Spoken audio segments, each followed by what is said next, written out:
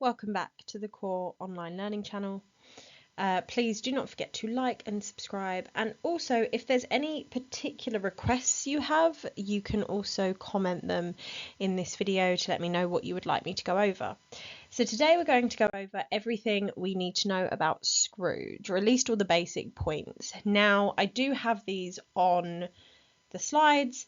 However, if you feel you need to make extra notes, please follow along. Please pause the video when you need to. I will be talking through a lot of the points in as much detail as possible.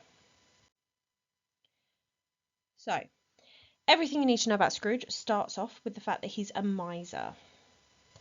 A miser is a person who hoards wealth and spends as little money as possible. When you hoard something, it means you keep it. So in this idea, I think this is a really interesting way to present Scrooge from Dickens, because it's significant because his money doesn't bring him any joy. So he has all of this money, he keeps this money, but he doesn't actually do anything with his money. So when you look at his office, it's cold. When you look at his home, it's not very home-like, it's not cozy, it's not large, it's not what you would expect from a man who's so wealthy and well off. He also is described as eating his melancholy dinner in a melancholy tavern. He doesn't live to excess. And what's most interesting about that is basically Dickens is really showing us that money doesn't buy happiness. He doesn't have anything to show for his money. He has his business, but he doesn't actually have anything else. And I think it's really interesting that he's this person who hoards it and keeps it all to himself, but he has nothing to show for it. And it's almost like the pursuit of money for Scrooge was pointless. So Dickens is very much just showing us that actually there is just a pointlessness to Scrooge's passion, what Scrooge wants, which is money. It's also significant because it shows excessive greed. He has the ability to help. So that's what Dickens is trying to highlight. And remember, when you're writing your essays, you always want to bring it back to what Dickens wants to highlight. And that's even a good sentence starter as well. He highlights that he can help, but he chooses not to. So he has all this wealth that he's actually not doing anything with, and still he chooses to just keep it, which is really interesting because he's chased wealth, he has nothing to show for it, and he actually can't take wealth with him. Even Marley shows that to him when he appears as a ghost and he's chained down by, purses and safes and cash boxes and things like that. And it's really interesting that it kind of shows how your money just becomes a prison when you die, and you can't take any of that with you. So where would Scrooge's wealth go, and what good has it actually done him in his life? Because again, he has absolutely nothing to show for it. Which brings us on to the next point, that he's lonely. So this is significant because he's actually isolated himself by choice. We'll come back to that, and we'll go into more detail with that. But we see his isolated childhood, but he doesn't really carry those lessons of the past into adulthood. He chooses isolation. So despite the fact that his isolation actually made him miserable as a child, to the point where he sat there and sort of had his books, and they were really the only things keeping him company, he doesn't carry those lessons into adulthood. He doesn't vow to change his life. He just keeps himself as isolated as he can. And he ultimately regrets that isolation. Now, one of the best times to highlight that from Dickens, and one of the best things Dickens does, and this is a quotation that I would use in all my essays if it came up with isolation or family or anything like that.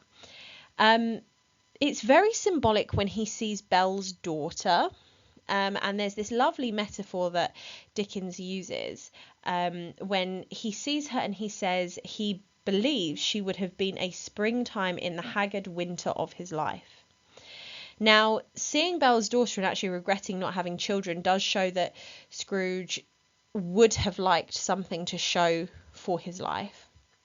But obviously, when we think about Belle and Scrooge's relationship, we know that she believes that he doesn't really care for her, and he doesn't really care for the same things that she cares for. And what's interesting is that metaphor, she would have been a springtime in the haggard winter of his life.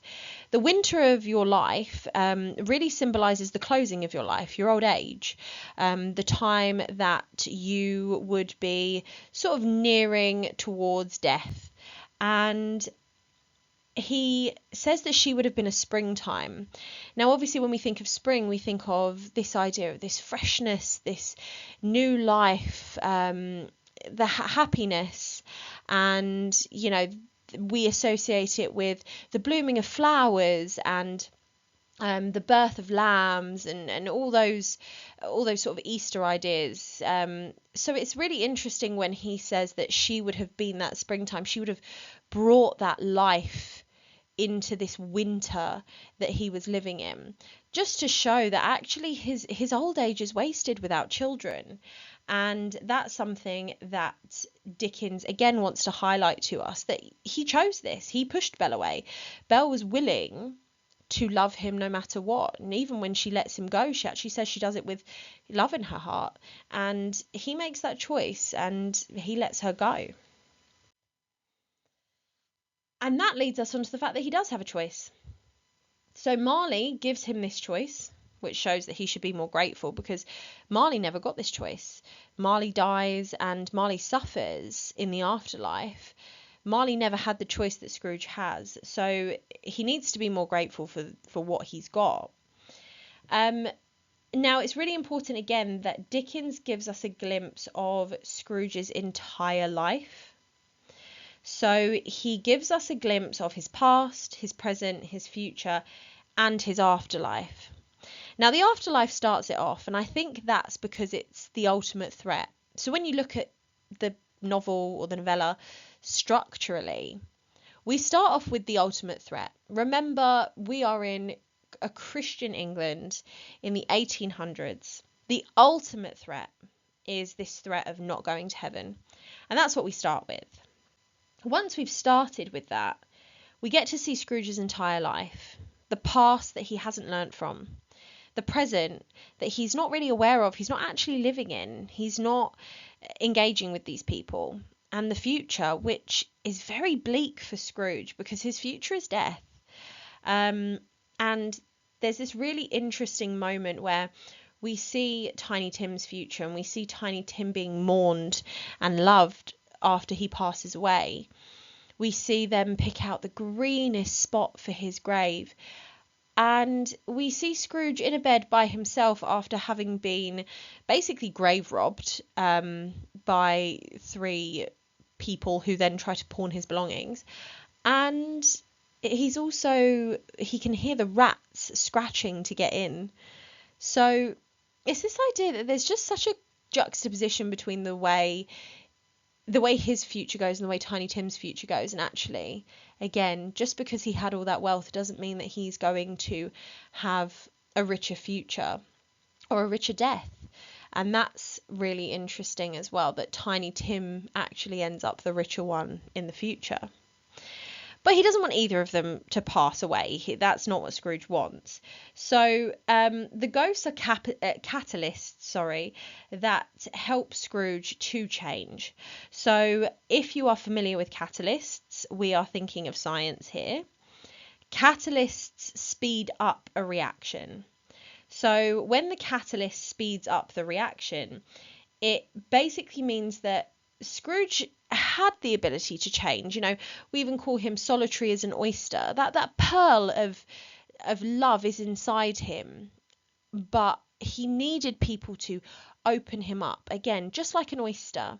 So that nice simile at the beginning that your teachers have probably gone over with you, solitary as an oyster.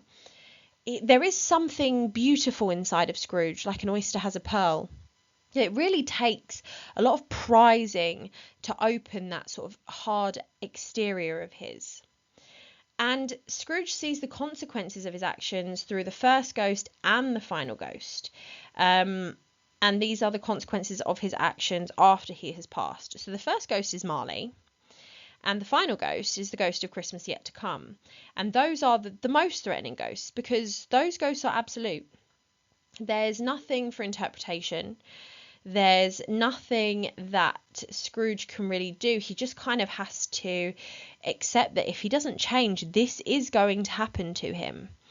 And so they are really the scariest ghosts for him. And that's very interesting in terms of them being sort of almost the biggest catalyst. You know, one starts him off and one finishes it.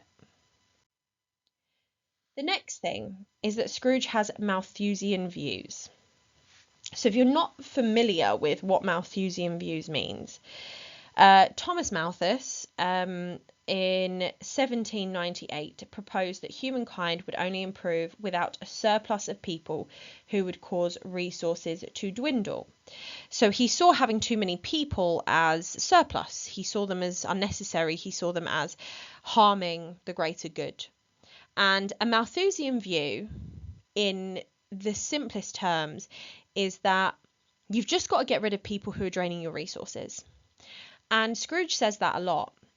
Now, he calls the poor surplus population. So that adjective of surplus, he's saying that they're extra. They are unnecessary. When you have a surplus of something, you have too much of it, that you don't need it. So if I had a surplus of pencils, more pencils than I'd ever get through. So there's no point in having that many pencils. In the same way that Scrooge is basically saying there is no point in having this many people. So he wants to send the poor to prisons and workhouses.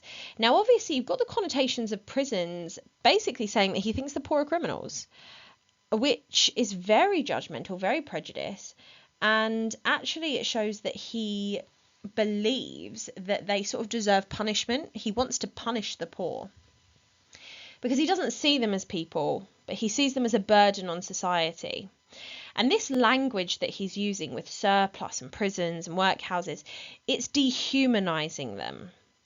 So that is a technique in itself that you can mention. But this language, when we're zooming in on it, we need to be saying for our language analysis marks that he is dehumanizing the poor because he doesn't see them as people. He sees them as unnecessary.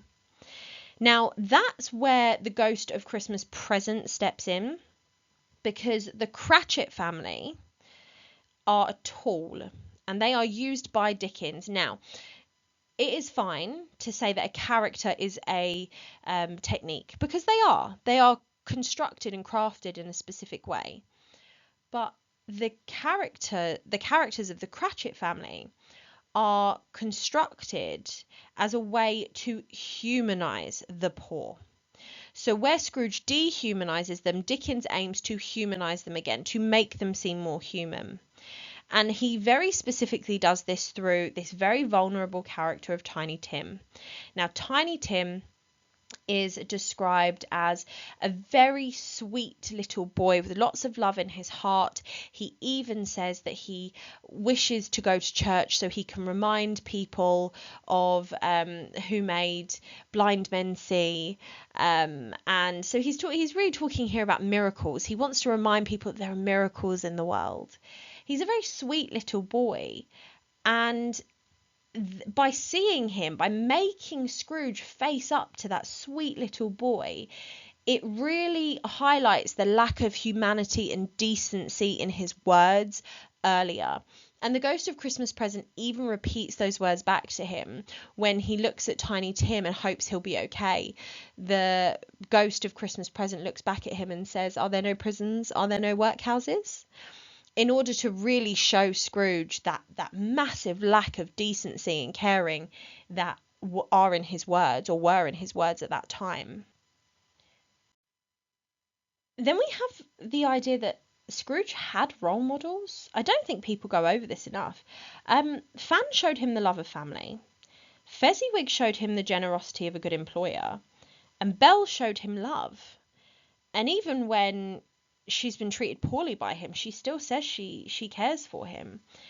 And yet Scrooge still chose to reject these for his master passion, which Belle says is gain. Now, Fan showed him the love of family, and Scrooge rejects Fred. Fezziwig showed him the generosity of a good employer, and Scrooge treats Bob so poorly. Belle showed him love, and actually after Belle leaves, there's no mention of any other woman that he wants to start a family with, and he really starts to regret that. He even talks about Fred's marriage in a very negative way, almost like marriage is just a drain on resources, talking about Fred getting married, and Scrooge doesn't really see a point in that. He doesn't see a point in taking a wife. So it's interesting, and Fred says that, he cares about his wife, he loves his wife, he loves his life with his wife. And Scrooge at every point has had a different path available to him in his life, but he's chosen incorrectly. He chose incorrectly, and he must redeem himself, or he will suffer a restless afterlife.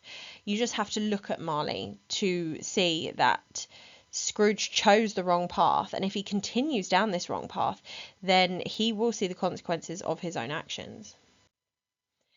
And that's really the end of what we need to know about Scrooge as a quick rundown. When we think about Scrooge, I just want us to think about him as a character who is being built up specifically to show society at the time just how selfish a lot of these views were. And by showing them that, Dickens hopes for change. He hopes for reformation. He hopes for the redemption of the rich, who he found selfish and he thought needed to be shown a sort of better path in life. So remember, when you are writing these essays, I want you to talk as much as possible about the construction of characters as techniques, as tools. And I want you to make sure that you are looking at Scrooge as a specific construction to show us how terrible these sort of upper class men were in the Victorian times.